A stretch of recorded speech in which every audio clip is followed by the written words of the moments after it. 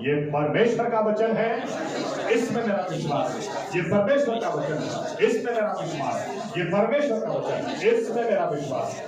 आइए हम फिर से एक बार वही पढ़ेंगे, यशाया 59 1 और 2, यशाया 59, आइज़ाया 59 वर्सेस 1 and 2।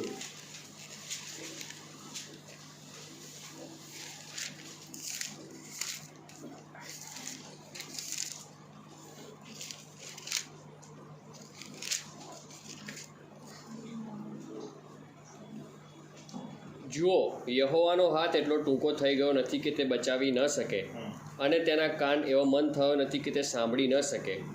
પણ તમારા અપરાધો તમારી અને તમારા દેવની વચમાં ભિન્નતા કરતા આવ્યા છે, અને તમારા પાપોએ તેનું મુખ તમારી તરફથી એવું ફેરવી નાખ્યું છે કે તે સાંભળે નહીં. आइए दुआ करें। हमारे जीवित परमेश्वर प्रभु यीशु मसीहा, हम धन्यवाद देते हैं ये मौका आपने हमें दिया आपकी आवाज सुनने के लिए, आपके वचनों के द्वारा।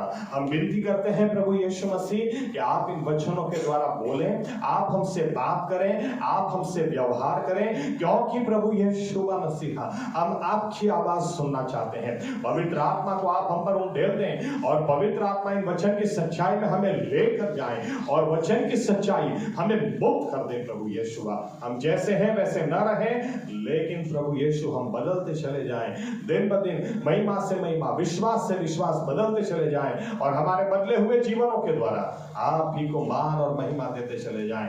आप बोले और महिमा सिर्फ आप ले। ये प्रार्थना प्रभु यीशु मसीहा के नाम से हम करते हैं, साथ में कहेंगे आमीन। धन्यवाद प्रभु यीशु। बैठ सकते हैं अपनी जगह।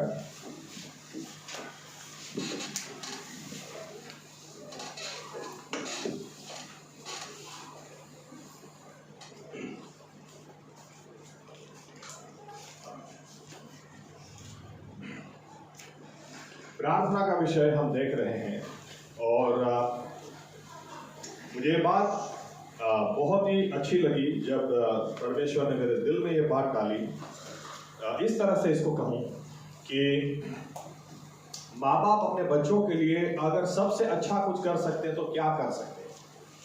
उनके लिए करोड़ रुपए का बैंक बैलेंस रखे जाएं या उनके लिए एक अच्छा घर, गाड़ी, बंगला सब कुछ रखे जाएं, अच्छी बातें हैं, लेकिन सबसे अच्छा क्या कर सकते हैं? सबसे अच्छा माँ बाप अगर अपने बच्चों के लिए कर सकते हैं तो यही बात कि उनको खुद अपने पैरों पर खड़ा होना सिखा दें। आमीन, आमीन। ऐसा नहीं कि 50 साल के आप हो गए, मम्मी ला लो 100 रुपया पेट्रोल ला। माँ बाप अगर बच्चों के लिए कुछ कर सकते हैं सही में अच्छा, तो ये कि उनको स्वपोषित बना दे, या तो बच्चों को इंडिपेंडेंट बनाए, बच्चों को खुद के पैरों पर खड़ा होना सिखा दें। आमीन। और बाइबल के परमेश्वर से अच्छा पिता तो दूसरा कोई है ही नहीं। आमीन। और इसलिए जब उनको हम देखते हैं, मैं ये सोच रहा था, ये बात परमेश्वर ने मेरे दिल में डाली, क्योंकि यीशु मसीह 3.5 साल तक से अपने चेलों के बीच में रहने वाले थे, उनके साथ रहने वाले थे, लेकिन उनको पता था 3.5 साल के बाद यीशु मसीह इनको छोड़ के चले जाएंगे। हाँ, आत्मा में जरूर उनके साथ में रहने वाले थे, लेकिन फिजिकल, शारीरिक तौर से उनको छोड़ के चले जाने वाले थे। यीशु मसीह इस बात को अच्छी तरह से जानते थे कि अगर चेलों को कुछ सिखाना हो या चेलों को सेल्फ इंडिपेंडेंट, चेलों को ऐसा बनाना हो कि इनको बाद में मेरी कमी महसूस ना हो, तो एक ही चाबी थी, यीशु मसीह ने उनको प्रार्थना करना सिखाया। आमीन। प्रार्थना करना सिखाया। आप देखें, अगर यीशु मसीह ने उनको प्रार्थना करना नहीं सिखाया होता तो कलीसिया खत्म हो जाती, चेले वहीं पर खत्म हो जाते। लेकिन बाइबल हमको बताती है कि चेलों को भी ये बात समझ में आई। लूक 11 और 1 जो बार बार हम पढ़ रहे हैं, ऐसा लिखा है, यीशु मसीह ने जब प्रार्थना कर ली और उसके बाद जब वो चेलों के पास आए तो चेलों ने उनसे तुरंत पूछा कि प्रभु, जैसे यूहन्ना अपने शिष्यों को प्रार्थना करना सिखाता है, वैसे हमें प्रार्थना करना सिखाओ। यानी सबसे पहले चेलों ने देखा कि यीशु मसीह खुद प्रार्थना कर रहे हैं और इनकी प्रार्थना परिणाम लाती है। यहां पर तो चेलों ने पूछा और प्रभु यीशु ने सिखाया। लेकिन मत्ती 6 अध्याय में हम जानते हैं यही प्रार्थना, ये हमारे पिता तू जो आसमान में है, वहां पर यीशु मसीह जब यही प्रार्थना सिखाते हैं तो वहां पर चेलों ने पूछा नहीं, लेकिन सामने से सिखाते हैं, जब भी प्रार्थना करो इस तरह से करना। आमीन। यानी यीशु मसीह अगर या तो यूं मैं कहूं कि 2000 साल निकल गए, 2000 साल, कितनी सारी बार अगर इतिहास को हम पढ़े, शैतान ने कलीसिया को खत्म करने की कोशिश की, विश्वासियों को खत्म करने की कोशिश की, लेकिन इतिहास गवाह है कि जहां जहां और जब जब प्रार्थनाएं हुई हैं, शैतान का काम खत्म हो गया, उसकी चालें खत्म हो गई और परमेश्वर का राज आगे बढ़ा है। आमीन। तो बाइबल कहती है पतरस को पकड़ा गया और पतरस को जेल के अंदर डाला गया, क्योंकि हेरोद राजा ने जब देखा कि याकूब को मैंने मार दिया, तो याकूब को मार दिया तो दूसरे यहूदी लोग जो उधार नहीं पाए या तो यीशु मसीह में विश्वास नहीं करते, ये यहूदी लोग तो बहुत खुश हुए। प्रेरितों के काम 12 में लिखा है, तो हेरोद ने पतरस को भी पकड़ के डाल दिया, सोचा इनको और खुश करते हैं यहूदी लोगों को, सुबह पतरस को मार देंगे, इसका गला उड़ा देंगे। लेकिन 5वीं आयत में लिखा है कि पतरस के लिए कलीसिया आग्रह के साथ प्रार्थना कर रही थी, और जब कलीसिया प्रार्थना कर रही थी, पतरस को हेरोद राजा मारने नहीं पाया। ऊपर से पतरस को छुड़ाने के लिए पतरस को छुड़ाने के लिए रात को परमेश्वर का दूत चला गया वहां पर, ऐसा लिखा है। आमीन। और उतना ही नहीं, पतरस तो सो रहा था, पतरस को जाकर दूत ने उठाया और पतरस को थोड़ी देर तो यूं ही लग रहा था कि सपना देख रहा हो, लेकिन वो सपना नहीं देख रहा था, सही में परमेश्वर कलीसिया की प्रार्थना का जवाब दिया था। और पतरस वहां से उठकर इस तरह से बाहर निकला जैसे कोई मूवी में होता हो। बाइबल कहती है दूत चलता चला जा रहा था, ताले ऑटोमेटिक खुल रहे थे, लैचेस साकड़ों ऐसे अपने आप खुल रही थी, और पतरस को देख के लग रहा था सपना देख रहा हूं, सपना देख रहा हूं, रियली में थोड़ी ना होता है। बाइबल कहती है बाहर जाकर जब दूत उसकी आंखों से गायब हो गया, और तब पीटर मैं बाहर कैसे आया, तब उसको पता चला कि ये तो कल्पना में नहीं, सपना नहीं, हकीकत में हुआ, लेकिन प्रार्थना का परिणाम परमेश्वर ने दिया था। आमीन। आमीन। कलीसिया प्रार्थना कर रही थी। अगर हमें भी इन दिनों अगर कुछ सही में सीखने की जरूरत है या प्रार्थना करने की जरूरत है, तो यही कि प्रभु यीशु हमें प्रार्थना करना सिखाओ। आमीन। हमें प्रार्थना करना सिखाओ। प्रार्थना और फेथ चर्च में हम इस बात को मानते हैं, कबूल करते हैं, बाइबल का बहुत अच्छा ज्ञान लोगों के पास है, लेकिन प्रार्थना की फिर भी कमी है। ये एरिया ऐसा है जिसमें हमको सही में वर्कआउट करना है। हमारी प्रार्थना हमको बढ़ानी है, प्रार्थनावादी जीवन ज्यादा स्ट्रॉन्ग हमको बनाना है। आमीन। और इसलिए इस विषय को हम देख रहे हैं, और इस विषय के संदर्भ में परमेश्वर ने तो कह के रखा है कि मेरा हाथ आज भी छोटा नहीं हो गया, मेरे कान आज भी फेरे नहीं हो गए, क्योंकि बाइबल का परमेश्वर वो कभी बदलता नहीं है। आमीन। लेकिन परमेश्वर क्या बोलता है, तुम्हारे पाप मेरे और तुम्हारे बीच में आकर खड़े हैं। याद रखिए, यहां पर कुछ बातें आपसे शेयर करना चाहता हूं। कई बार अगर किसी के पाप दिखाएं तो किसी को अच्छा नहीं लगता है, या तो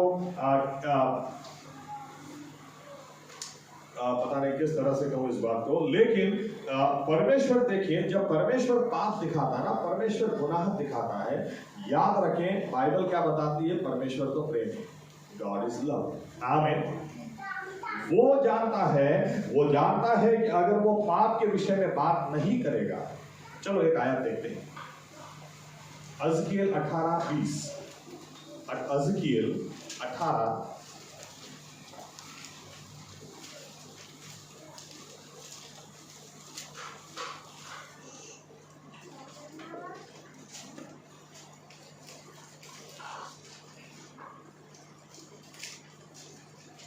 જે જીવ પાપ કરે તે માર્યો જશે, દીકરો બાપની દુષ્ટતાનું ફળ ભોગવશે નહીં, તેમજ બાપ દીકરાની દુષ્ટતાનું ફળ ભોગવશે નહીં. નેકીવાનની નેકી તેને શિર રહેશે, ને ગુનાની ગુંડાઈ તેના શિર રહેશે. પણ જો દુષ્ટ પોતે કરેલા સર્વ પાપ કરવાનું છોડી દેશે, મારા સર્વ વિધિઓ પાળશે, ને નીતિથી તથા પ્રમાણિકપણે વર્તશે, તો તે નક્કી જીવશે, તે માર્યો જશે નહીં. देखो, परमेश्वर का वचन क्या बोलता है? ओके, और एक आयत आगे पढ़े। 22 में हाँ, તેણે કરેલા અપરાધોમાંનો કોઈ પણ તેની વિરુદ્ધ યાદ કરવામાં આવશે નહીં. પોતે કરેલી પોતાની નેકીને લીધે તે જીવશે. और एक आखिरी आयत। પ્રભુ યહોવા કહે છે, શું દુષ્ટતા મોતમાં મને કઈ આનંદ છે? हाँ, यस। परमेश्वर क्या बोलते हैं? किसी दुष्ट व्यक्ति भी अगर मर जाता है, क्या उसमें मुझे खुशी है? नहीं। लेकिन आगे लिखा है, मुझे इस बात में खुशी होती है जब वो पश्चाताप करता है, वापस आता है। आमीन। कोई भी मारा जाए उसमें मुझे खुशी नहीं है, दुष्ट व्यक्ति भी मर जाए या मारा जाए उसमें मुझे खुशी नहीं है, लेकिन वो पश्चाताप करे उसमें और बच जाए, उसमें मेरी खुशी समाई हुई है। आमीन। तो परमेश्वर क्या बोलता है कि मैं चाहता हूं तुम्हारा विश्वास बढ़े, मैं चाहता हूं कि तुम आशीषित हो, मैं चाहता हूं तुम चंगे हो, मैं चाहता हूं तुम सामर्थ से भरो, मैं चाहता हूं तुम अच्छी गवाह बनो। लेकिन तुम कितने भी प्रार्थना क्यों ना करो, तुम्हारे बीच में और मेरे बीच में तुम्हारे पाप जो पहले खड़े हैं उसको पहले हटाओ। क्यों परमेश्वर पाप के विषय में बात करता है? क्योंकि पाप परमेश्वर से रिश्ता तोड़ देता है। आमीन। जब रिश्ता ही नहीं है तो वो कहां से सुनेगा, कहां से प्रार्थना के जवाब आएंगे? बहुत सारे लोग 40 दिन का उपवास आता है, 40 दिन आप करते, 40 दिन का उपवास करते नहीं करते?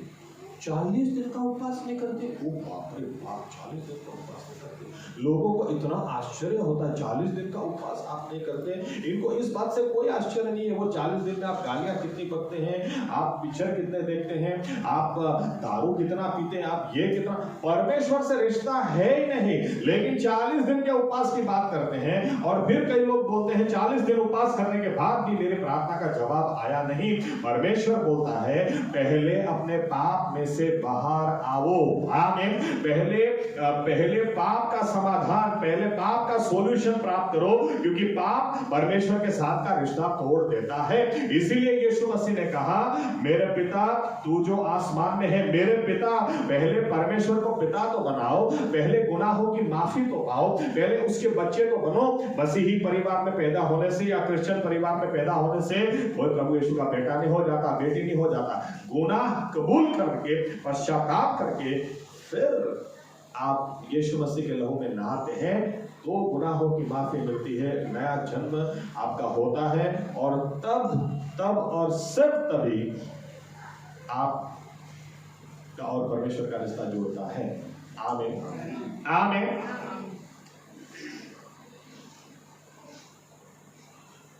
एक बार किसी ने आर्ग्यूमेंट की थी कि पश्चाताप करने की क्रिश्चियन लोगों को कोई जरूरत नहीं है, पश्चाताप करने की तो अन्य जाति के लोगों को। पास्टर की वाइफ थी, पास्टर की वाइफ क्या बोलती है, अन्य जाति के लोगों को पश्चाताप करने की जरूरत है, क्रिश्चियन लोगों को पश्चाताप करने की जरूरत नहीं है।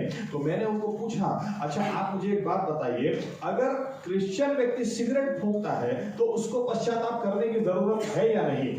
क्रिश्चियन व्यक्ति अगर दारू पीता है तो उसको पश्चाताप करने की जरूरत है या नहीं? बोलते हाँ ऐसा हो तो है। तो मैंने कहा आप बोलती हैं क्रिश्चियन व्यक्ति को पश्चाताप की जरूरत ही नहीं, लेकिन क्रिश्चियन व्यक्ति अगर पाप में जीता है तो उसको पश्चाताप की जरूरत है। बाइबल तो बोलती कोई भी न्यायी नहीं, एक भी नहीं, कोई भी नहीं। आमीन। हर एक को पश्चाताप की जरूरत है। आमीन। क्योंकि पाप, परमेश्वर क्यों पाप के ऊपर बोलता है, उसको बोलने में बहुत मजा आता है ऐसा नहीं है, लेकिन वो बहुत चाहता है हमें। उसको पता है कि पाप हमारा रिश्ता परमेश्वर के साथ तोड़ देता है। आमीन। इसीलिए वो चाहते हैं सबसे पहले उसके साथ का रिश्ता हमारा जुड़ जाए, फिर बाकी की बातें आगे हो। आमीन। यीशु मसीह ने बहुत अच्छा उदाहरण दिया।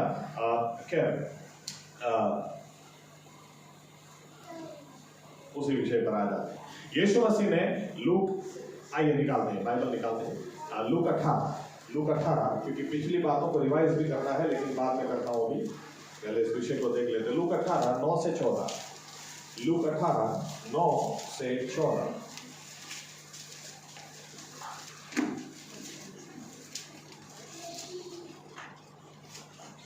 કેટલાય પોતાના વિશે અભિમાન રાખતા હતા કે અમે ન્યાયી છીએ અને બીજાઓને તુચકારતા હતા. તેઓને પણ તેણે આ દ્રષ્ટાંત કહ્યું કે બે માણસ પ્રાર્થના કરવા સારું મંદિરમાં ગયા, એક ફરોશી અને બીજો દાણી. ફરોશીએ ઊભા રહીને પોતાના મનમાં પ્રાર્થના કરી કે ઓ દેવ, બીજા માણસોના જેવો જુલ્મી, અન્યાયી, વ્યભિચારી અથવા આ દાણીના જેવો હું નથી, માટે હું તારી આભાર સ્તુતિ કરું છું. અઠવાડિયામાં હું 2 વાર ઉપવાસ કરું છું અને મારી બધી આવકનો 10મો ભાગ આપું છું. પણ દાણીએ વેગળે ઊભા રહીને પોતાની આંખો આકાશ તરફ ઊંચી કરવા ન ચાહતા છાતી ફૂટીને કહ્યું કે ઓ દેવ, હું પાપી છું, મારા પર દયા કર.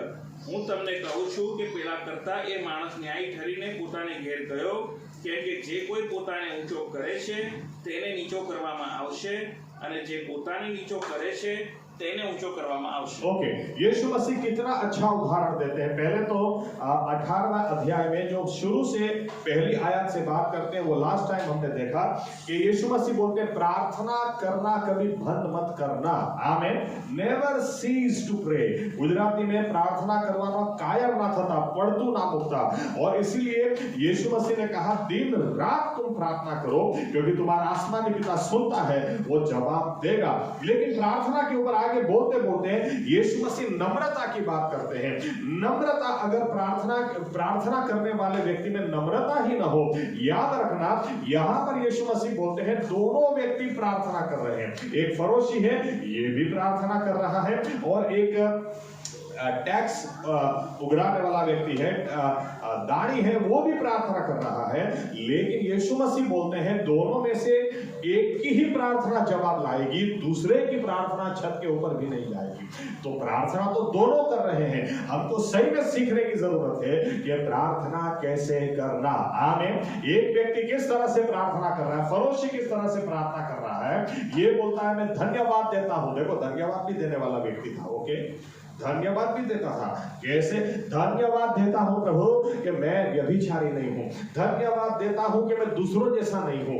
धन्यवाद देता हूं दूसरों जैसे सिगरेट में फूंकता नहीं, दूसरों जैसा दारू में पीता नहीं. मैं धन्यवाद देता हूं कि मैं हफ्ते में 2 बार उपवास करता हूं, और सारी चीजों में से अपना 10वां हिस्सा भी मैं देता हूं. और फिर इस आदमी को देखकर बोलता है और धन्यवाद देता हूं कि इसके जैसा भी मैं नहीं हूं. यीशु मसीह बोलते हैं जो अपने आप को ऊपर उठाता है उसको परमेश्वर नीचा करता है. उसकी प्रार्थना सुनी ही नहीं जाती. लेकिन वो दूसरे व्यक्ति के बारे में लिखा है, वो आदमी घुटनों पे गया था, सर उसने झुकाए रखा था, वो ऊपर भी देखने की हिम्मत नहीं कर रहा था, लेकिन उसने सर झुका कर कहा प्रभु मुझ पापी पर दया कर. और यीशु मसीह बोलते हैं ये आदमी उधर से धर्मी ठहर कर वापस आएगा, ये आदमी उधर से न्यायी ठहर कर वापस आएगा. इस आदमी की प्रार्थना सुनी जाएगी, लेकिन इस आदमी की प्रार्थना नहीं सुनी जाएगी. इन शॉर्ट, प्रार्थना दोनों ही कर रहे थे, लेकिन एक की प्रार्थना परमेश्वर नहीं सुनता है, एक की प्रार्थना यीशु मसीह बोलते हैं जवाब लेकर आएगी. आप प्रार्थना करें, उसमें एक गुण होना जरूरी है, नम्रता होना जरूरी है, गुनाहों को कबूल करना जरूरी है. आमीन. यहां पर तो लोगों को, चलो एक अंडरस्टैंडिंग देता हूं, यहां पर लोगों को क्या करना है, गुनाहों की माफी नहीं है, मांगनी ही नहीं, क्योंकि गुनाह किया ही नहीं है. यहां पर तो किस तरह से लोग जीते हैं कि कुछ भी बोल दिया, कुछ भी कर दिया. इसके बाद, चलो इसके पहले और एक बात बताता हूं. यीशु मसीह, घर जाके पढ़ना मत्ती 18, यीशु मसीह का डीलिंग कितना स्ट्रांग था. यीशु मसीह क्या बोलते हैं पता है? यीशु मसीह बोलते हैं अगर तुम्हारा भाई पाप करता है, उसको अकेले में मिलो और उसको बोलो सुधर जा. नहीं सुधरता तो यीशु मसीह बोलते हैं चर्च के 2 लोगों को लेकर उसको मिलो, सुधर जा. अभी नहीं सुधरता तो यीशु मसीह बोलते हैं तीसरी बार कलीसिया के बीच में उसको डांटो. तभी भी नहीं सुधरता तो यीशु मसीह बोलते हैं अब अन्य जाति जैसा उससे व्यवहार करो. लेना देना नहीं, जानते ही नहीं. और हमारे चर्च में लोग क्या सीखे पता है? अगर कोई सीधा नहीं रहता, निकल गया, उसके पीछे मैं उसको लेके आऊंगा. मैं तो यीशु मसीह से भी महान हूं ना, यीशु मसीह से भी मैं बहुत बड़ा हूं. यीशु मसीह को तो पता नहीं चल रहा था, मुझे ज्यादा चल रहा है. आप बाइबल पढ़ो.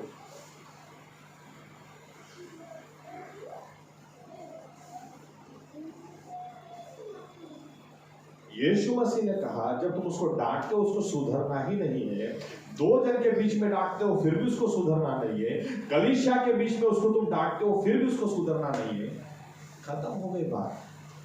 क्योंकि परमेश्वर क्या चाहता है, प्रार्थना का जवाब बाद में, चिन्ह चमत्कार बाद में, सब कुछ बाद में, पहले गुनाह की दीवार बीच में से हटाओ। आमीन आमीन। इजरायली लोग यहाँ पे क्या चाह रहे थे, हमें छुड़ा, हमारे दुश्मन से छुड़ा, सेनाकरीब से हमें छुड़ा, अशूर के राजा से हमें छुड़ा, हमारे आसपास कितने बड़े दुश्मन हैं उनसे हमें छुड़ाओ। लेकिन अपने आप को सुधार ही नहीं रहे थे, मूर्ति पूजा में से बाहर ही नहीं आ रहे थे। परमेश्वर ने जो जो वचन दिए थे या तो जो जो आज्ञाएं दी थी उससे उल्टा ही ये लोग चल रहे थे, उल्टा ही कर रहे थे, लेकिन फिर भी प्रार्थना कर रहे थे। और परमेश्वर को यहां तक कि उल्टी सीधी प्रार्थना आप करते हैं, आप अपने जीवन को सुधारते नहीं, और फिर क्या बोलते हैं, परमेश्वर बदल गया, लगता है जमाना बहुत बदल गया, अभी ये परमेश्वर को छुड़ा नहीं सकता, ये परमेश्वर को बचा नहीं सकता। परमेश्वर ने चुप्पी तोड़ी, परमेश्वर ने कहा देखो मेरा हाथ अभी भी छोटा नहीं हुआ है कि मैं तुम्हें छुड़ा ना सकूं, देखो मेरे कान अभी भी फेरे नहीं हुए कि मैं तुम्हारी दुआओं को सुन ना सकूं, लेकिन तुम्हारे पाप इसको पहले हटाओ ना बीच में से, क्योंकि तुम्हारे पाप मेरे और तुम्हारे बीच में दीवार करके खड़े हैं, इतना कि मैंने अपना मुख तुमसे फेर लिया। किससे बात कर रहे हो, तुम ही जानो। लेकिन एक व्यक्ति जो कुछ और लंबा चौड़ा नहीं बोलता है, लेकिन इतना बोलता है, प्रभु मुझ पापी कर दया, उससे गलती हुई मुझे क्षमा कर। यीशु मसीह बोलते हैं ये आदमी प्रार्थना का जवाब लेके जाएगा। आमीन आमीन।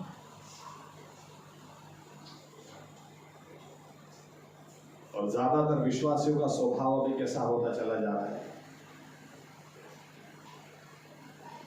तुमने दारू पिया था, किसने पिलाया? मैंने बहुत मना किया, लेकिन इसने पिलाया, मैंने तो पिया ही नहीं। पूरा दोष दूसरों का है। इस दुनिया में अगर कोई सीधा है तो सिर्फ मैं, बाकी सब गुनहगार। मैं तो कोई पाप किया ही नहीं। यीशु मसीह बोलते हैं जो अपने आप को ऊपर उठाएगा उसको कभी प्रार्थना का जवाब नहीं मिलेगा। आमीन आमीन। यीशु मसीह को ऐसे लोग चाहिए जो सबसे पहले आप प्रभु यीशु के आगे नम्र हो जाएं, ये जानते हुए कि मेरी दुआएं तब तक जवाब नहीं लाएंगी जब तक मैं अपने गुनाह उनके आगे कबूल नहीं करता, जब तक उनके साथ मेरा रिश्ता जुड़ नहीं जाता, तब तक बीच में दीवार खड़ी रहेगी। बहुत अच्छा उदाहरण बाइबल में है। आई ऐसा लिखा है कि इजरायली लोग जब वहां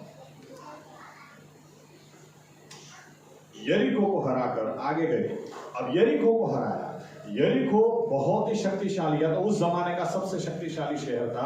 यरीको को आपने हरा दिया। अब यरीको को आपने हरा दिया तो हो सकता है आप ओवर कॉन्फिडेंस में आ गए, आई तो बहुत ही छोटा है। बाइबल कहती है कि ये लोग गए लड़ाई करने के लिए, अरे यहाँ पे पूरा देश जाने की जरूरत नहीं है, कुछ लोग जाओ, आई तो आराम से हम चुटकियों में मसल देंगे। बाइबल कहती है मार खाया, बहुत सारे लोग मारे गए, बहुत सारे लोग मारे गए। आखिर में यहोशुआ परमेश्वर के आगे झुक गया। चलिए पढ़ते क्या हुआ। यहोशुआ परमेश्वर के आगे रोने लगा, कहने लगा हमें आमोरी लोग खत्म कर देंगे क्या, क्यों हमें तू वहां से यहां तक लाया। 7 बार दिया यहोशुआ, 7 बार दिया। 6ठी आयत से आगे पढ़ो। અને યહોશુઆએ પોતાના વસ્ત્ર ફાડ્યા ને પોતે ઇઝરાયલના વડીલો સુદ્ધા યહોવાના કોષની આગળ ભૂમિ ઉપર સાંજ સુધી ઊંધા પડી રહ્યો અને તેઓએ પોતાના માથા પર ધૂળ નાખી। ત્યારે યહોશુઆ બોલ્યો, અરે રે, હે પ્રભુ યહોવા, અમને અમોરીઓના હાથમાં સોંપીને અમારો નાશ કરવા સારું તું આ લોકને યર્દન પાર લાવ્યો જ કેમ? અમે સંતુષ્ટ થઈને યર્દનની પેલે પાર રહ્યા હોત તો કેવું સારું। હે પ્રભુ, ઇઝરાયલીઓએ પોતાના શત્રુઓની સામે પીઠ ફેરવી છે, તો હવે હું શું બોલું? કેમ કે કનાની તથા દેશના સર્વ રહેવાસીઓ તે વિશે સાંભળશે અને અમને ચારે ગમથી ઘેરી લઈને પૃથ્વી પરથી અમારું નામ નાબૂદ કરશે, પછી તું તારા મોટા નામ વિશે શું કરશે? ત્યારે યહોવાએ યહોશુઆને કહ્યું કે ઊઠ, કેમ ઊંધો કેમ પડ્યો છે? ઇસ્રાએલે પાપ કર્યું છે. હા, તેઓએ તો જે કરાર મેં તેઓને ફરમાવ્યો હતો તેનું ઉલ્લંઘન કર્યું છે. હા, તેઓએ તો શાપિત વસ્તુમાંથી કંઈ લઈ પણ લીધું છે અને ચોરીને દંગો પણ કર્યો છે ને વળી પોતાના સામાનની મધ્યે તેઓએ તે સંતાડ્યું છે. ओके, देखिए यहोशुआ कितनी बड़ी बड़ी बातें कर रहा है। यहोशुआ परमेश्वर को क्या बोलता है कि प्रभु यरदन के उस पार तूने हमें रखा होता तो कितना अच्छा, क्यों इस पार तू हमें लाया? और इस ऐसे छोटे देश के आगे हम लोग हार गए, ऐसे छोटे देश के आगे हमने इतनी चोट खाई, इतने मार खाई। अब कनान के लोग सुनेंगे तो वो सुनेंगे तो क्या सोचेंगे हमारे बारे में? हम लोग भी कई बार ऐसी प्रार्थना करते हैं कि प्रभु मैं बिलीवर हूं, मैं विश्वासी हूं, प्रभु मेरे जीवन में ये समस्या, लोग क्या सोचेंगे? कहां गया इसका परमेश्वर? यहोशुआ बोलता है कि लोग क्या सोचेंगे? परमेश्वर ने ऐसा नहीं बोला यार तेरी बात सही है, क्या बोलो, खड़ा हो जाए, क्या मुंह धो पड़े हो छे, क्या मुंह धो पड़े, चल खड़ा हो जाए। तेरे बीच में खोज निकाल, पाप किसने किया है? पहले पाप की बात करो, बाकी बात मेरे साथ बाद में करना। आमीन। क्योंकि ऐसा लिखा है, परमेश्वर ने बोला, परमेश्वर ने यरीको के लिए बोला था, यरीको बिना लड़ाई किए, यरीको मैं तुम्हें देता हूं, यानी यरीको मैं तुम्हें देता हूं, उसमें जो कुछ होगा सब कुछ मेरे लिए अर्पण किया जाएगा, तुम उसमें से कुछ भी नहीं लोगे। लेकिन बाइबल कहती है अखान ने, एक व्यक्ति था अखान करके, उसने थोड़ा सा सोना चांदी ले लिया और जमीन के अंदर गाड़ दिया। परमेश्वर क्या बोलते हैं? तुम्हारे बीच में से पहले पाप हटाओ, नहीं तो छोटी समस्या भी, छोटा शहर भी, छोटे लोग भी तुमको हरा जाएंगे।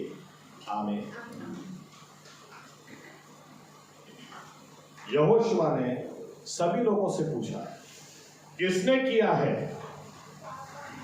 लेकिन कुछ लोग कभी झुकते ही नहीं ना, कुछ लोग कबूल करते नहीं, किसको पता चलने वाला है। बाइबल कहती है यहोशुआ ने बोला सभी लोगों को खड़ा करके, लेकिन किसी ने कबूल नहीं किया। यहूदा के कुल को चुना गया। अभी भी अखान बोलता नहीं, ऐसा लिखा है 12 कुल में से यहूदा के कुल को चुना गया। इसी कुल में से किसने किया है? कोई है तो बोल दो। नहीं, आखिर में उसके घर को चुना गया। यहोशुआ ने बोला क्यों तूने ऐसा किया? क्या कमी थी? परमेश्वर ने सब कुछ तो दिया था, उसमें से तुझे लेने की क्या जरूरत है? बाइबल कहती है सभी लोगों ने उसको और उसके परिवार को इतने पत्थरों से मारा कि वहां पर्वत का, पत्थरों का पूरा पर्वत बन गया। परमेश्वर का वचन था बड़ी बड़ी बात मत कर यहोशुआ मेरे सामने, पहले पाप किसने किया उसको, पाप को पहले हटाओ। और बाइबल कहती है जब पाप को हटाया उनके बीच में से, तुरंत ही आई के सामने वे जीत गए। आमीन। परमेश्वर चाहता है विश्वासी विजयवंत जीवन जिए। परमेश्वर चाहता है, मेरे लिए कुछ भी नामुमकिन है ही नहीं, लेकिन अगर तुम्हारे जीवन में पाप है तो तुम हारोगे, चोट खाओगे, मात खाओगे। इसलिए परमेश्वर चाहता है पहले अपने गुनाह को कबूल कर लो। आमीन, आमीन। क्योंकि मैं तो दिखाना चाहता ही हूँ कि मैं वही का वही परमेश्वर हूँ। मेरा हाथ आज भी छोटा नहीं हुआ, मेरे कान आज भी बहरे नहीं। विश्वासी व्यक्ति बहुत ही नम्र होना चाहिए, इसीलिए वो जानता होना चाहिए मैं जितना भी अभिमान करूंगा या घमंड करूंगा, परमेश्वर मुंह फेर लेगा। उसको फर्क नहीं पड़ता कितने पढ़े लिखे, उसको फर्क नहीं पड़ता कितना बैंक बैलेंस है, उसको फर्क नहीं पड़ता कौन है। अरे बाइबल कहती है वो उसको तो याद है, उसके आगे हम धूल और मिट्टी। आमीन, आमीन।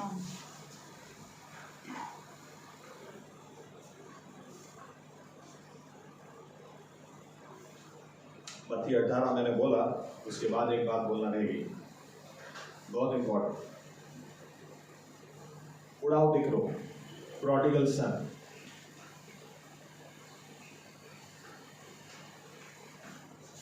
बाइबल कहती है जब छोटा बेटा पिता के पास जाकर यूं बोलता है मुझे अपना हिस्सा दे दो, पिता ने उसको हिस्सा दे दिया और वो बेटा पैसा लेके चला गया। ऐसा लिखा है उसने पैसे को ऐसा उड़ाया, ऐसा उड़ाया, ऐसा उड़ाया कि लिखा है आखिरी में सुअर को खाना दिलाने की वो नौकरी कर रहा था। और वहां पर लिखा है कि जब खाना खिला रहा था, खिलाते खिलाते उसको भी खाने की इच्छा हो जाती थी क्योंकि भूखा रहता था। और उस दौरान उसको याद आया, अरे मेरे पिता के घर में कितने मजे से लोग रहते हैं, मेरे पिता के घर में कितनी भरपूरी है, और मैं कहाँ यहाँ पर जी रहा हूँ। चलो मैं वापस जाऊंगा अपने पिता के पास और वापस जाकर उसको बोलूंगा कि मुझे क्षमा कर दो, मुझे अपना नौकर बना लो, मैं तुम्हारा बेटा कहलाने का लायक नहीं हूँ, मुझे नौकर का स्थान दे दो, लेकिन मुझे अपने घर में नौकरी दो। बाइबल कहती है ये लड़का ऐसा सोचकर जब अपने घर की ओर जाता है, बाप दूर से देख रहा होता है, और बाप दूर से देखता है और बेटे को आते देखता, दौड़ के जाता है, उसको गले लगाता है। बेटा अब कुछ बोले उसके पहले ही बाइबल कहती है वो बाप बोलता है मेरे बेटे के लिए अच्छे कपड़े लाओ, वो अपनी चेयर उसको देता है, अपनी अंगूठी उसको देता है, यार अपना अधिकार उसको देता है, उसको अपना बेटे के स्वरूप में स्वीकार करता है। बेटा नौकर बनने के लिए बाप के घर जा रहा था, लेकिन बाप ने उसको एज ए बेटा स्वीकार किया। दूसरा बेटा इस बात को समझ नहीं पाया, तो बाप क्या बोलता है, मेरा बेटा खो गया था, मेरा बेटा वापस आया है, मेरा बेटा मर गया था लेकिन मेरा बेटा जिंदा हुआ है। आमीन आमीन। मेरा मुद्दा यह है कि बेटा सब कुछ लेकर चला गया तो बाप उसके पीछे पीछे नहीं गया। आज क्या हो रहा है, पता है कि पाप में है, पता है गलत कर रहा है, लेकिन उसको इतना हाथ में रखना है, इतना हाथ में रखना है, वो कभी पश्चाताप करेगा ही नहीं। जबकि परमेश्वर पिता क्या करता था, हर रोज देखता था बेटा लौटा क्या, बेटा लौटा क्या, पता नहीं क्या कर रहा होगा, लेकिन उसके पीछे पीछे नहीं। लेकिन जिस दिन उसको आते देखा, दौड़ के जाके उसको गले लगे। आमीन आमीन। परमेश्वर इसीलिए चाहता है सबसे पहले पाप वो हमारे बीच में से दूर करें। बाइबल का परमेश्वर बदला नहीं है। आमीन। वो सिर्फ अमेरिका में काम करता नहीं है, सिर्फ कनाडा में काम करता नहीं है, वो सिर्फ न्यूजीलैंड या ऑस्ट्रेलिया में काम करता नहीं है, यहाँ भी वही परमेश्वर है। लेकिन उसके आगे हम झुक जाएं। प्रभु यीशु ने कहा ये व्यक्ति दुआ का जवाब लेकर जाएगा, प्रार्थना ये भी करता है और ये तो 2 बार उपवास करता है। मुझे तो यही समझ में नहीं आ रहा है कि उपवास करने वाले व्यक्ति में भी नम्रता नहीं है। अगर हफ्ते में 2 बार वो उपवास करता है लेकिन नम्रता नहीं है, और क्या बोलता है, देखो परमेश्वर को दिखा रहा है, मैं सब बातों में से दशांश रेगुलर देता हूं। अरे परमेश्वर को अगर तुम देते हो तो वो तो जानता ही है, लेकिन वो दूसरों को दिखा रहा है। 2 बार मैं उपवास करता हूं। यीशु मसीह ने कहा इसकी प्रार्थना छत के ऊपर भी नहीं जाएगी।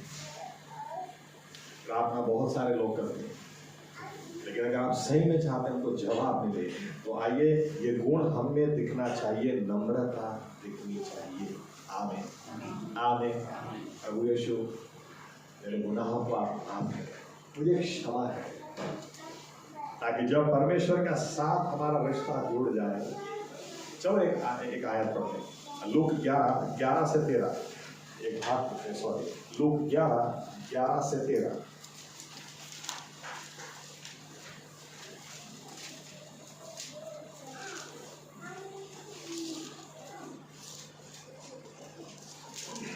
વળી તમારામાંના કોઈ બાપની પાસેથી જો તેનો છોકરો રોટલી માગે તો શું તે તેને પથ્થર આપશે? અથવા જો માછલી માગે તો શું માછલીને બદલે તે તેને સાપ આપશે? અથવા તે ઈંડું માંગે તો શું તે તેને વીછું આપશે? માટે જો તમે ભૂંડા છતાં તમારા છોકરાને સારા દાન આપી જાણો છો, તો આકાશમાંના બાપની પાસેથી જેઓ માગે તેમને તે પવિત્ર આત્મા આપશે, તે કેટલું વિશેષ ખાતરીપૂર્વક છે। इन शॉर्ट सबसे पहली बात क्या लिखी है कि बाप अपने बेटे को कभी भी बिच्छू देता है क्या? बाप अपने बेटे को कभी भी सांप देता है क्या? बाप अपने बेटे को खाने के लिए कभी भी पत्थर देता है क्या? यीशु मसीह बोलते हैं तुम बुरे हो फिर भी अपने बच्चों के लिए अच्छा करते हो, तो आसमानी पिता जिससे बेहतर कोई नहीं, जिससे प्यार करने वाला और कोई नहीं, उसको अगर तुम पवित्र आत्मा मांगोगे, कितना खातरीपूर्वक है, कितना आपको कॉन्फिडेंस होना चाहिए कि वो देगा। आमीन। कहने का मतलब यहाँ पर कि पिता और पुत्र की रिलेशनशिप की बात आती है। आमीन। अगर हमारा रिश्ता प्रभु यीशु के साथ में गहरा होगा तो वो पत्थर थोड़ी ना देगा। वो तो क्या बोलते हैं, सबसे बेहतर, याद रखना, बिलीवर के लिए सबसे बेहतर, सबसे बेस्ट आशीष होली स्पिरिट, पवित्र आत्मा है, विश्वासी के लिए वो देगा तो दूसरा कुछ क्यों नहीं देगा। उद्धार जिसने दिया और तो क्या नहीं देगा। आमीन। लेकिन आइए हम अपना रिश्ता परमेश्वर से गहरा करें, परमेश्वर से रिश्ता गहरा करें, क्योंकि परमेश्वर के साथ जो रिश्ता अगर आप गहरा करोगे तो आशीष उतरने वाली ही है, उसको कोई नहीं रोक सकता। आमीन आमीन।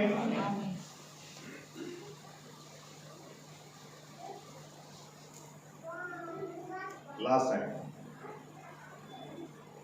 यीशु मसीह ने कहा प्रार्थना करना छोड़ो मत, क्योंकि बाइबल का परमेश्वर जवाब देना चाहता है।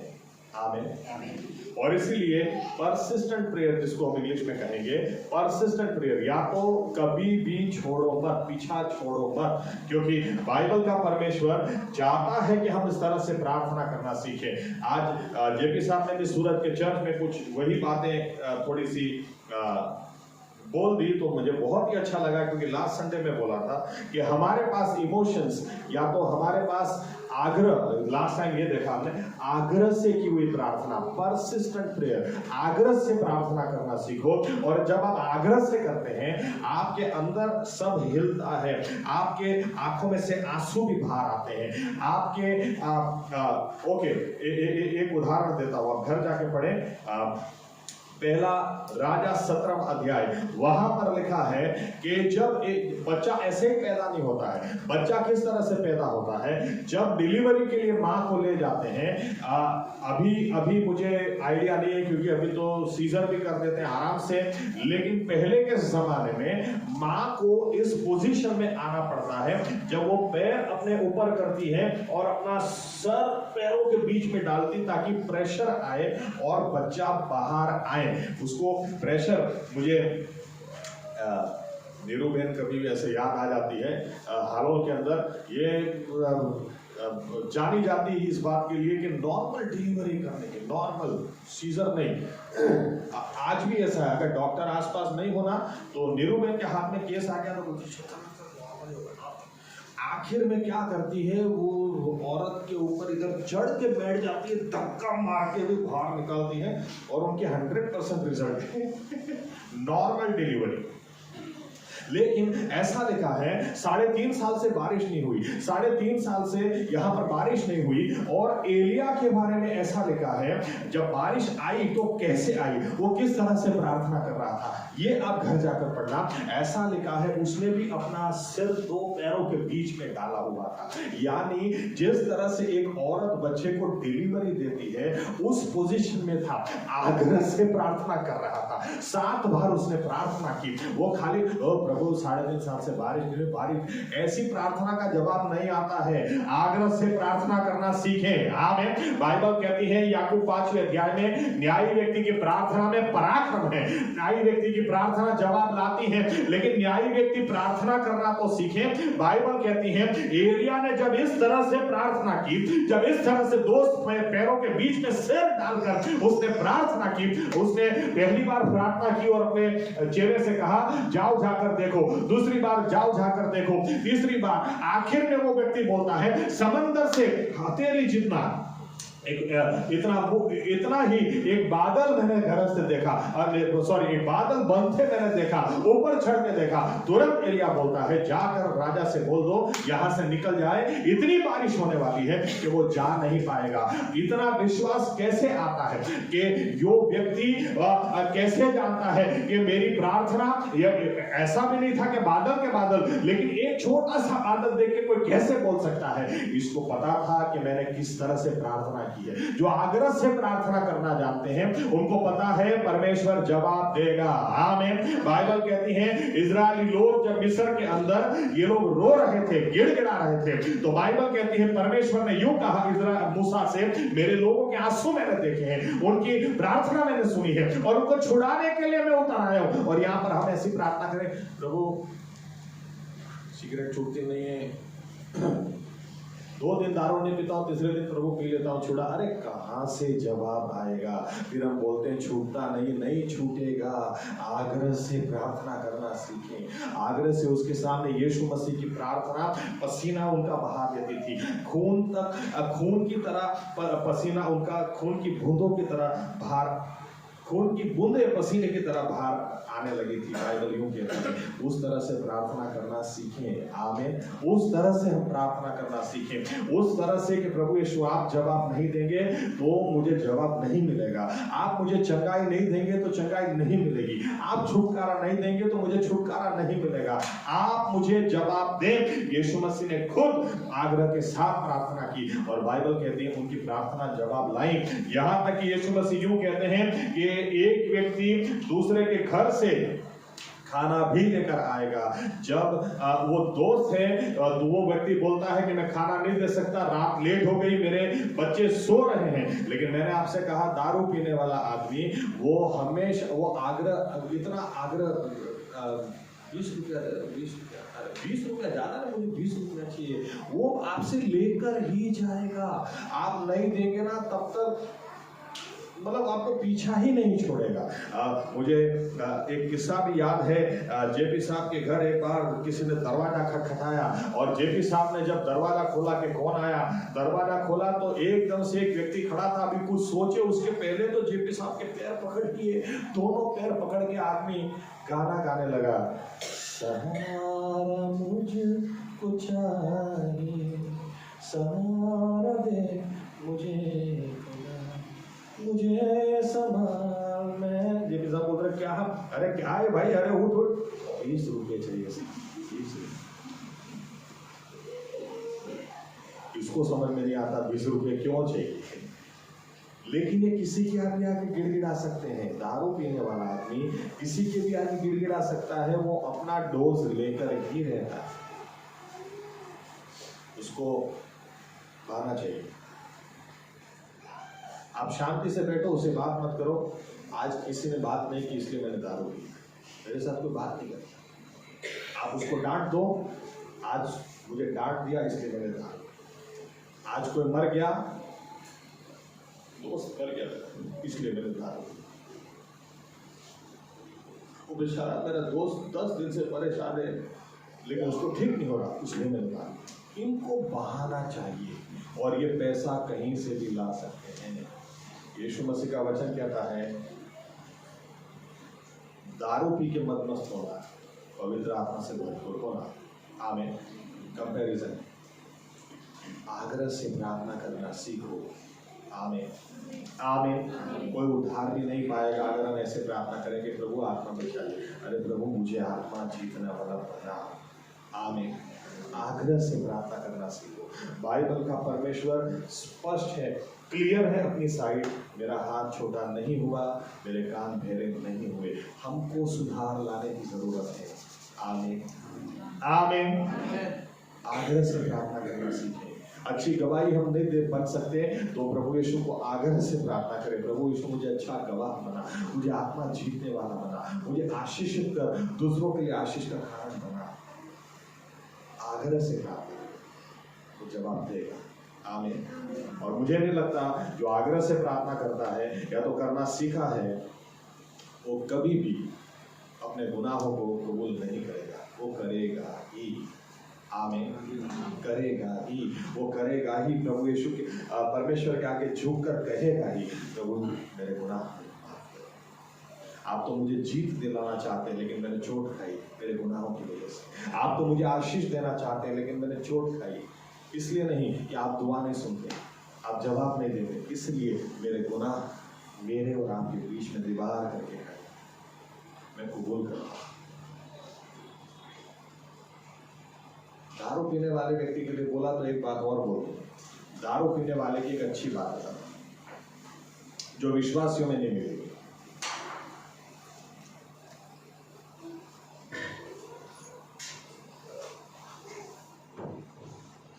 विश्वासी व्यक्ति दारू पीता उसकी बात नहीं कर रहा हूं, दुनिया में व्यक्ति उससे आप बात करोगे ना, दारू पिया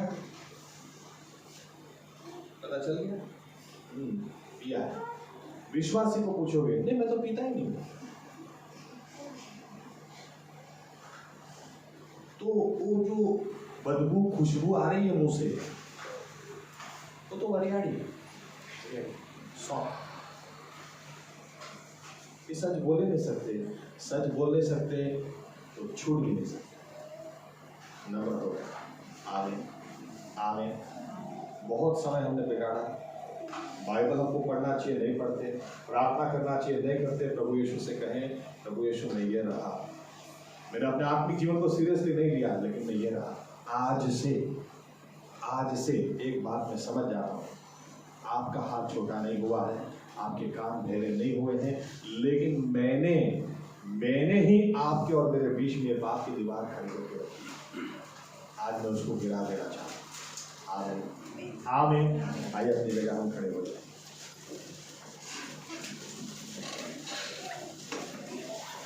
हो सकता है हमारे पास गवाहियां हैं कि यरीको को हमने हरा दिया, बड़ी बातों को हमने जीत लिया, लेकिन इसके बावजूद छोटी चीज के सामने हम हार जाते हैं। हमें लगता है यहोशुआ की तरह परमेश्वर यहाँ तक लाया ही क्यों? अगर हमें हराना था तो लाया ही क्यों? परमेश्वर यहोवा बोलते हैं, यहोशुआ तुम्हें हराने के लिए तो मैं लाया ही नहीं हूँ, मेरा हाथ तो यहाँ भी छोटा नहीं हुआ, लेकिन तुम्हारे बीच में कोई पाप है उसको हटाओगे, पहले उसको हटाओ। जब उसको हटाओगे तो आशीष आएगी।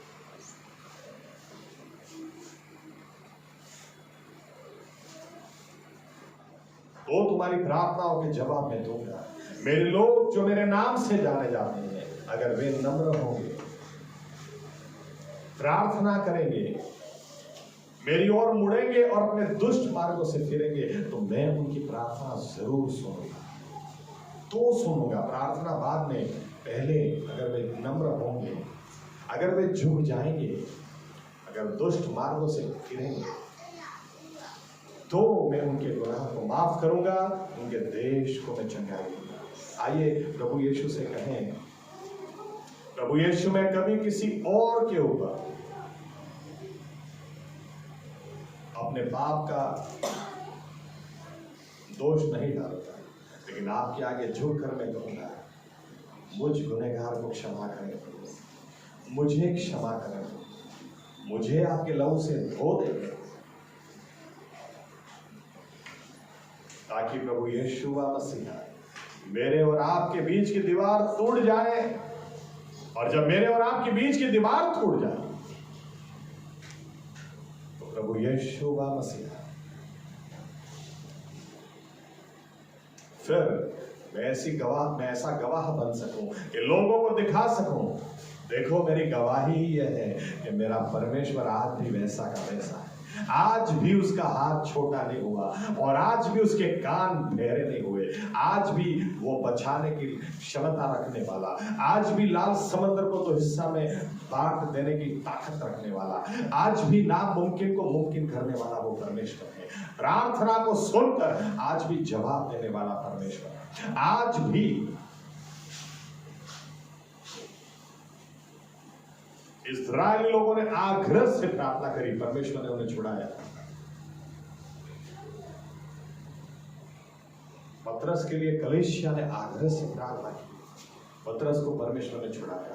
जमाना बदल चुका था, बरसों बीत चुके थे ये दोनों के बीच में, लेकिन प्रभु यीशु कल आज और युगानुयुग वैसा का वैसा ही। प्रभु यीशु मसीह आपके लिए कुछ भी नामुमकिन नहीं, कुछ भी नामुमकिन नहीं, लेकिन आप चाहते हैं सबसे पहले हम अपने गुनाहों को कबूल करें, सबसे पहले हम आपके आगे नम्र हो जाए, क्योंकि गुनाह हो, अगर जीवन में गुनाह हो आपके साथ रिश्ता हो नहीं सकता, लेकिन जब गुनाह हम कबूल करते हैं पाप की दीवार टूटती है और आपके साथ का रिश्ता जुड़ता भी है, गहरा होता भी है, और तब आपकी ओर से हमारी पर आशीष उतर आती है, तब आपकी ओर से हमारे ऊपर प्रार्थना के जवाब उतर आते हैं, तब आपकी ओर से नई गवाहियां उतर आती हैं, नामुमकिन लगने वाली बातें भी मुमकिन होकर उतर आती हैं, कुछ भी आपको नामुमकिन है। यही गवाह होने के लिए आपने हमें चुना है प्रभु यीशु, हमें क्षमा करना, कि हमारे गुनाहों ने अभी तक ऐसी गवाही खड़ी नहीं होने दी, लेकिन हम आज नम्र होकर आपसे कहते हैं, मुझ गुनहगार पर दया करो, मेरे पाप मुझे माफ करो। और आज हमारी और आपकी दूरियां खत्म हो जाए प्रभु यीशु, ताकि हम आपके पास ये कहते हुए आए, हे हमारे पिता तू जो आसमान में है, हमारे पिता तू जो आसमान में। और तब तक हम प्रार्थना करें। आपने कहा एक विधवा औरत भी अगर एक अन्यायी न्यायाधीश से न्याय ला सकती है, इसीलिए ताकि बार बार उसने मांगा, तो तुम्हारा आसमानी पिता जिसके आगे दिन रात तुम रोते हो, क्या वो तुम्हें जवाब नहीं देगा? जरूर देगा। प्रभु यीशु, ये सभी बातें सुनकर फिर से एक बार हम आपसे यही कहना चाहते हैं, हमें प्रार्थना करना सिखाओ, हमें प्रार्थना करना सिखाओ प्रभु यीशु, हमें प्रार्थना करना सिखाओ। जमाना कैसा भी क्यों ना हो, समय और हालात कैसे भी क्यों ना हो, इतिहास गवाह है, जिसको प्रार्थना करना आता है वो उन्हीं दिनों सिर्फ टिका नहीं, सिर्फ आगे बढ़ा, उतना ही नहीं, गवाह बन गया कि बाइबल का परमेश्वर वही जिंदा परमेश्वर। एलिया की तरह प्रार्थना करना हमें सिखाओ, आपकी तरह प्रार्थना करना सिखाओ, चेलों की तरह प्रार्थना करना सिखाओ, आग्रह के साथ प्रार्थना करना सिखाओ, रिलेशनशिप के साथ बेटे और बेटी की तरह प्रार्थना करना सिखाओ। और ये रिश्ता कहीं भी कमजोर होता दिखे, गुनाह कबूल करें, ऐसा नम्र हृदय हमें दे, गुनाह तुरंत कबूल करें और आपके साथ का रिश्ता वापस जुड़कर उसमें हम आगे बढ़ते चले। धन्यवाद प्रभु यीशु आपके वचनों के लिए कि जो कोई अपने गुनाह कबूल करता है, परमेश्वर उसको क्षमा करता है। धन्यवाद, धन्यवाद और धन्यवाद, धन्यवाद प्रभु यीशु, धन्यवाद प्रभु यीशु। इस वचन को हमारे हृदय में जब हम सील करते हैं, निर्णय लेते हैं, आपके आगे हम हमेशा नम्र रहेंगे, आपके आगे हमेशा नम्र रहेंगे, क्योंकि जो आपके आगे अभिमान करता है उसको आप नम्र करते हैं, लेकिन जो नम्र होता है उसको आप ऊपर उठाते हैं। हम आपके आगे हमेशा नम्र रहेंगे। हमें और भी सिखाना, हमें और भी इस्तेमाल करना और हमारे जीवन से महिमा सिर्फ आप पाना। ये प्रार्थना प्रभु यीशु मसीह के नाम से हम करते हैं, साथ में कहेंगे आमीन। ओ आकाशમાં અમારા બાપ, તમારું નામ પવિત્ર બનાવો, તમારું રાજ્ય આવો, જેમ આકાશમાં તેમ પૃથ્વી પર તમારી ઈચ્છા પૂરી થાઓ। દિવસની અમારી રોટલી આજ તમે અમને આપો, અને જેમ અમે અમારા ભૂલોને માફ કર્યા છે, તેમ તમે અમારા ઋણો અમને માફ કરો। हमने परीक्षण में न लाओ और बुराई से हमारा छुटकारा, यानी कि राज्य तथा पराक्रम तथा महिमा सर्वकाळ सूर्य महाराज છે। આમેન। હવે આપણા તારનાર પ્રભુ યેશુ મસીહાની કૃપા, આપણા આત્માઓની કાળજી હમણાંથી સદા સર્વકાળ સુધી રહે। આમેન। ધન્યવાદ પ્રભુ યેશુ, ધન્યવાદ।